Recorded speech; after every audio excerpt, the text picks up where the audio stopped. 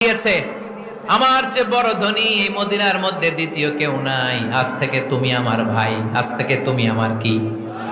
আল্লাহ আমাকে যত সম্পত্তি দান করেছে তার অর্ধেক সম্পত্তি আমি তোমার নামে দিয়ে দিলাম।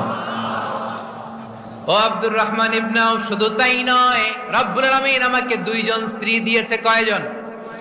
তুমি দেখো আমার কোন স্ত্রীকে তোমার বেশি ভালো লাগে, যার নাম তুমি বলবে সাথে সাথে আমি তারে তালাক দিয়ে দিব।